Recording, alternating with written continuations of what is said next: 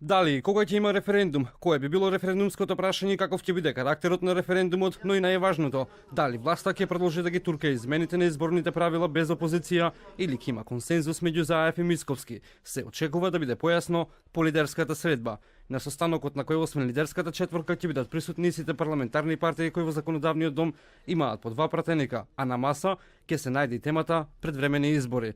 Премиерот Заев пред состанокот порача дека очекува од сите, како што рече, да се одважат на патот кон Европската унија и НАТО, за да се реализира ветеното за кое како политички партии претходно се договориле.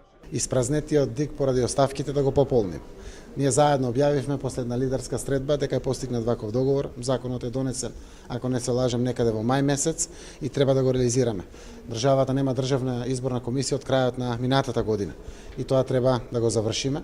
Законот кој што владата го пушти од прагматични причини, институциите мора да функционира, државата мора да функционира, но јас се надевам дека сепак парламентот ќе одлучи да го пополни дик. Конструктивност од опозицијата побара и коалицијскиот партнер на Заев Али Ахмети. Тој пак дециден, договорот со Грција мора до крај да се спроведе, а референдум без дик вели не може да има. Ахмети со порака, предвремени избори не се опција за македонските евроинтеграции.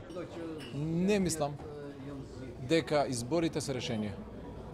Без државна изборна комисија не може да организираме ни референдум или било кое. Лидерот на ВМРО ДПМН, како што објави вчера телевизија 24, ќе присуствува на лидерската средба. Партиски извори од ВМРО ДПМН велат дека во ниеден момент нема да дозволат тие да бидат алиби за, како што велат, бегањето на власта од референдум. Според истите извори, Мицковски ќе повтори дека не се откажува од законот за финансирање на партиите и пржинската влада за поддршка на ДИК, кои велат дека веќе биле договорени со СДСМ пред ВМРО ДПМН да се врати во собранието.